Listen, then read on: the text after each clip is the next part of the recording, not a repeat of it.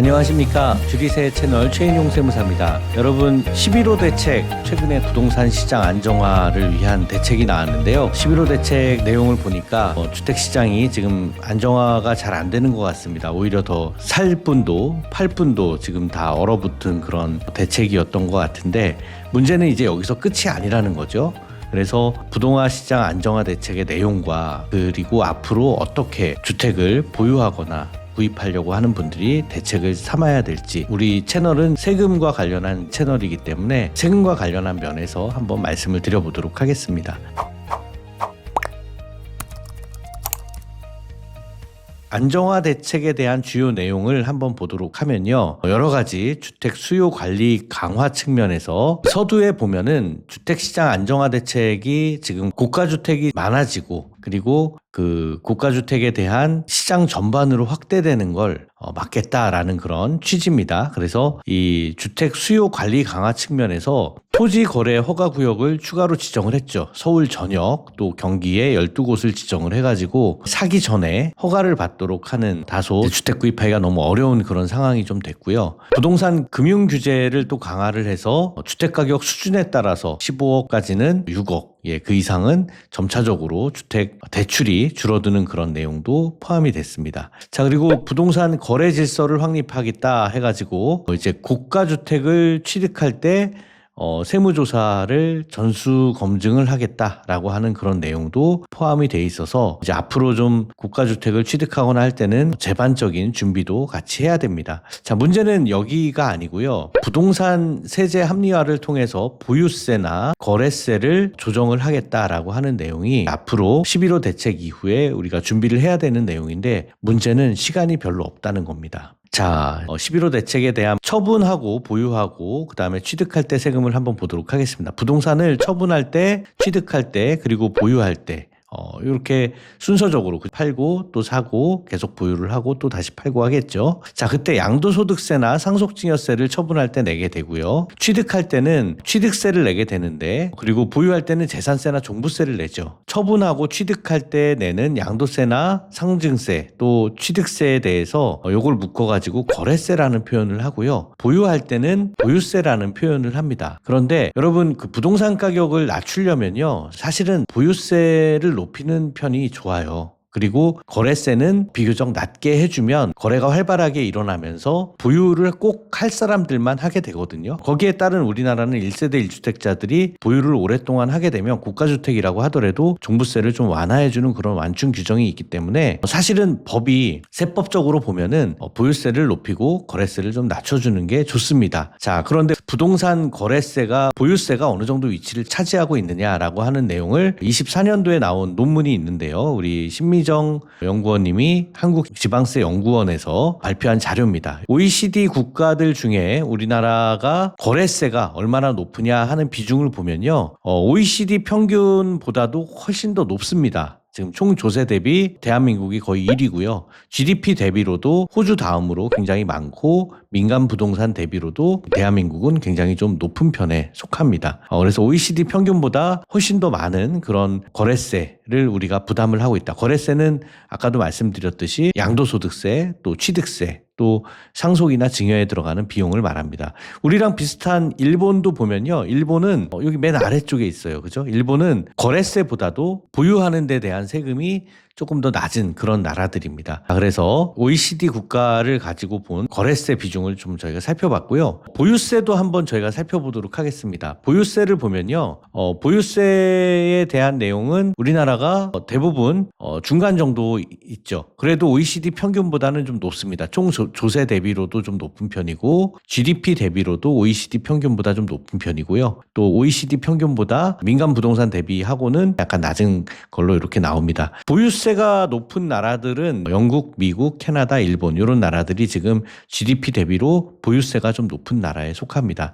자, 그래서 선진국들은요, 보유세를 좀 높이면서 거래세를 낮추게 되면 자연스럽게 보유를 할 분들만 보유를 하게 되는, 그리고 또 보유를 하지 않는 분들, 아는 부동산에 대해서는 또 높게 또 과세를 하는 그런 이탈리아 같은 조세 제도도 있습니다. 자, 이렇게 해서 우리가 봤었을 때 다주택자나 고가주택자 다주택자 분들이 이 11호 대책을 보면서 느끼는 건 뭐냐면, 어떻게 보면 국가주택에 대한 보유세를 강화하겠다. 우리 그 11호 대책에 한 줄 이렇게 나와 있긴 하지만 내년에 보유세가 아마 좀 높아질 걸로 예상이 돼요. 그러면 사실 이런 대책을 할 때는요, 주택시장의 혼란을 적게 가지고 오려면 로드맵을 발표를 해주는 게 좋습니다. 그죠?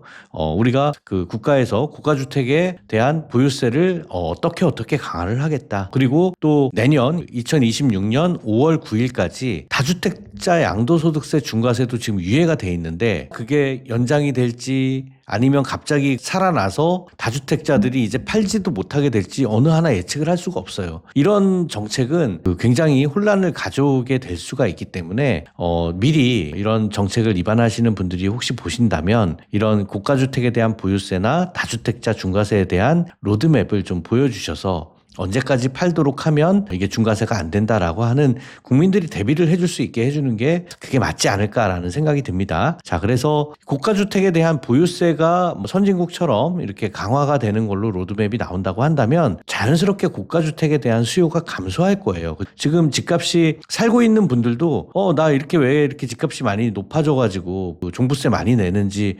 그것도 불만이신 분들도 많이 있거든요. 자, 이렇게 되면 고가주택에 대한 수요가 감소하면 이제 팔면은 됩니다. 그분들이 팔아야 또 새로운 감당할 수 있는 분들이 들어와서 아니면 순차적으로 보유세가 높아지니까 가격이 점차 이렇게 떨어지는 거가 순환이 돼야 되는데, 지금 문제가 뭐냐면요, 이 11호 대책으로 인해서 처분하는데 중과세가 될지 말지 모르니까 26년 5월 9월까지 지금 연장이 돼 있기 때문에 갑자기 또 이걸 내놔야 되나, 이 법이 또 어떻게 될까 고민하는 거예요. 또 거기뿐만 아니라 취득 시에 지금 대출 규제를 해놔가지고 또 허가제를 또 다 도입을 해놨죠. 그러니까 또 취득세 중과세 문제도 있고, 아직도 취득세 중과세가 좀 한번 낮춰보려고 했는데 그것도 통과가 되지 않았기 때문에 지금 너무 거래세에 대한 허들을 많이 둬가지고 이 팔기가 좀 어렵다라는 거죠. 이렇게 되면은 이제 팔 사람들은 팔지 못하고 살 사람들은 사지 못하는 지금 그런 대책이 되어버리지 않았나, 이런 생각이 듭니다. 자, 제가 제안을 드리자면 다주택자 중과세에 대한 내용, 또 보유세에 대한 이제 앞으로 증가를 시켜가겠다는 거에 대한 로드맵이 좀 제공이 되면 거기에 따라서 다주택자들이나 고가주택자들이 이제 주택에 관한 그런 준비를 이제 하실 수가 있겠죠. 또 취득자 중에서도 지금 모두 다 대출을 규제해 놓고 허가를 해놓고 했는데, 사실은 무주택자나 생애 최초나 신혼부부, 육아를 하는 또 신혼부부는 더 가산을 해주더라도 이런 내용들은 누구나 이제 국민들 모두 공감할 수 있는 내용이니까 이런 분들에 대한 대출은 조금 더 허용을 해주는 게 맞지 않을까라고 하는 생각을 해봅니다. 너무 사는 사람들을 다 제한을 해놓으니까 이제는 지금 주택시장이 경색이 오는 그런 상황이 발생을 할 수가 있을 것 같습니다. 그리고 이제 앞으로 11호 대책 이후에 주택에 대한 구입자들이 어떤 준비를 해야 될지를 한번 좀 살펴보도록 하겠습니다. 자, 일단 조정대상 지역하고 투기과열지구 주택 취득할 때는 입주계획 신고를 해야 돼요. 그리고 자금조달계획서 작성 의무화가 되기 때문에 이게 또 대출도 어렵죠. 그러니까 앞으로 여기에 대해서 이제 어떻게 해야 되느냐, 조정지역에서 주택 구입하시는 분들은 취득할 때 자금조달계획서를 작성하는 것도 문제지만 실제로 자금조달계획을 잘 만드는 것도 중요합니다. 자, 그래서 소득신고를 충실히 안 하신 분들이 이제 집을 사는 거는 좀 어려워요. 소득신고를 충실하게 좀 해놓고 매출 누락이 없이 준비를 해놓는 게 이제 주택 구입자들은 필요하고요. 또 소득이 나는 높다 하시는 분들도요, 보면은 저희가 이제 자금조달 계획서 쓸 때 소득금액 증명원이 들어가는 줄 아시는데 그것도 중요하긴 하지만 실제로는 통장 잔액을 가지고 보게 됩니다. 그러니까 소득에서 카드를 많이 쓰신 분들, 또 차량 구입을 하신 분들은 또 그 소득에서 제외가 돼요. 그 금액들이. 그러니까 입증이 안 되는 부분이 있어서 소득만 많다고 좋은 게 아니라 여러분들이 카드나 차량 구입 등 이런 그 고가로 많이 쓰는 그런 비용들도 잘 통제를 하셔서 실질 소득이 많아질 수 있도록 그렇게 증빙을 하셔야 됩니다. 그리고 국세청에서는 소득 지출 증빙 시스템을 가지고 지출한 내용을 같이 보게 됩니다. 그래서 아까 말씀드렸던 카드 사용이라든가 차량 구입이라든가 다른 부동산을 구입했다든가 이런 내용들이 소득에서 다 빠지게 돼요. 그러니까 주택 구입하시기 전에 이런 내용들을 미리 좀 준비를 하시고, 특히나 고가주택이신 분들은 통장 거래 내역까지 확인을 할 수가 있습니다. 자, 그래서 이 고가주택 취득할 때는 세무조사 준비를 해야 되는데 이게 왜 그러냐면요. 지금 국세청에서 나온 이 11호 대책에 대한 내용을 보면은 서울 한강 인접 지역 초고가주택 30억 이상에 대해서는 전수 검증을 하도록 돼 있습니다. 그리고 외국인이나 연소자 자금 출처도 강화된 기준으로 정밀 분석하겠다라고 하는 세무조사를 좀 하겠다라는 내용이기 때문에 고가주택 취득하시는 분들은 통장을 좀 볼 수 있다라고 생각을 하셔야 돼요. 그래서 최소 5년간의 통장 거래 내역을 준비를 하셔야 되고요. 특히 이제 그 통장 거래 내역을 보면은 가족 간 거래가 많습니다. 그리고 현금으로 입금된 그런 내용들이 있을 수가 있어요. 이게 뭐 매출이 누락됐든 아니면 부모님한테 받은 현금이든 이런 게 이제 입금된 내역들을 조사할 때는 입증을 해야 됩니다. 그러니까 우리가 대비를 하시려면 그런 금액들에 대해서 늦었지만 증여신고를 한다든지 아니면 매출에 대한 수정신고를 한다든지 이런 것들도 같이 검토를 하면서 고가주택은 이제 취득하기 전부터 통장 내역을 가지고 미리 준비를 하셔야 여러분들이 앞으로 바뀌는 세무 환경에 조세 환경에 준비가 될 수 있다라고 말씀을 드리겠습니다. 자, 그리고 현재 이제 다주택 고가주택이신 분들은 이게 이제 그 종부세가 강화가 될 거를 여러분들이 준비하시는 분들이 많아요. 이제 실제로 11호 대책 이후에 상담도 많이 오시고 주택수를 어떻게 줄여나갈까 고민하시는 분들이 많은데요. 이분들은 종부세 과세 기준이 공시가 9억만큼은 이제 그 부부 공동명의나 가족 명의로 해서 종부세를 나눠서 낼 수 있는 준비를 하는 게 바람직하죠. 종부세가 그러면 그동안 어떻게 변해왔고 얼마나 많아질지 또 보유세를 줄일 수 있는 방안은 어떻게 해야 되는지 그리고 문제는 이제 보유세를 줄일 수 있는 시간이 좀 부족합니다. 왜냐하면 매년 6월 1일 기준으로 그때 주택수에 따라서 부동산세를 내는 게 확정이 되기 때문에 내년도 6월 1일이 금방 와요, 여러분. 그죠? 그래서 26년 6월 1일 전까지 다주택자 분들은 준비를 해야 됩니다. 자, 종합부동산세가 어떻게 변해왔는지를 한번 세액계산 흐름도를 보면서 한번 말씀을 드리면요. 일단 주택 공시가격이 26년도 공시가격으로 나오면은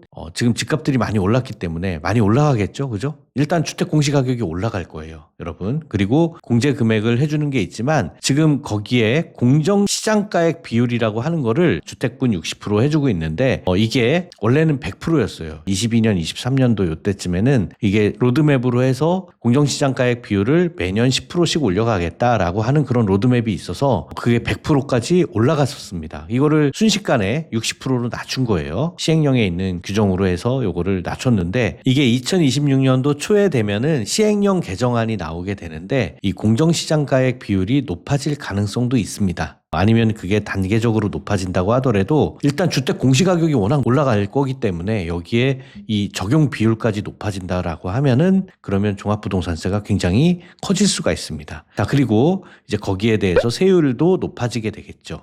자, 그래서 우리 다주택자나 고가주택자 분들은 이 공시가 9억 한도를 최대한 활용해서 나눠서 종부세를 부담할 수 있도록 하는 게 좋겠죠. 자, 이 주택 세율에 대해서는 한번 조금 더 구체적으로 살펴보면 이렇게 됩니다. 자, 보시면은요, 종합부동산세 세율이 이렇게 변하는데요. 대부분 이제 제가 종합부동산세 상담을 하면서 보면은 요 12억에서 50억 이하 구간에 걸리시는 분들이 가장 많아요. 근데 이 문재인 정권 말 시점에 21년도, 22년도 요 종합부동산세 때는 이게 다주택자들은요 거의 2.2%나 3.6%에 걸렸었어요. 자, 여러분 한번 생각해 보세요. 종합부동산세 2% 정도면요 매년 2%씩 낸다, 세금을 주택가격에. 그러면 50년이면 100%예요, 그죠? 3.3%면은 30년이면 주택 가격만큼 세금을 내는 거예요. 사실 이 종합부동산세가 무서운 게 이거는 비용 처리도 안 되고 뭐 나중에 상속세 때 깎아주지도 않습니다. 종합부동산세는 매년 집을 가지고 있다고 내야 되는데 이거를 높게 낸다라고 하면 고가주택이나 다주택으로 보유할 유인이 없어져요. 그래서 종합부동산세를 사실은 고가주택에 대해서 다주택에 대해서 조금 높이게 되면 우리나라 주택가격은 자연스럽게 안정이 됩니다. 그런 취지에서 본다고 하면 다주택자에 대한 세율이 점점 높아지게 좀 돼 있지만 또 세율도 좀 조정이 된다라고 하면 종부세 부담이 많아지겠죠. 제가 기억하기로 22년도쯤에 강남에 2채 정도 가지고 있으면요 종합부동산세 8천에서 한 1억씩 내셨어요. 그러면 이게 8천만 원씩 매년 낸다? 이거는 대기업 임원도 감당하기 힘든 그런 세금입니다. 그러니까 여기에 대해서는 이제 그 다주택자 분들이 지금부터는 종부세 세율이 어떻게 변화될지에 대해서 다주택을 어떻게 우리가 종부세를 줄일지 준비를 해야 되는데 그 준비 방법에 대해서 한번 말씀드려 보도록 하겠습니다.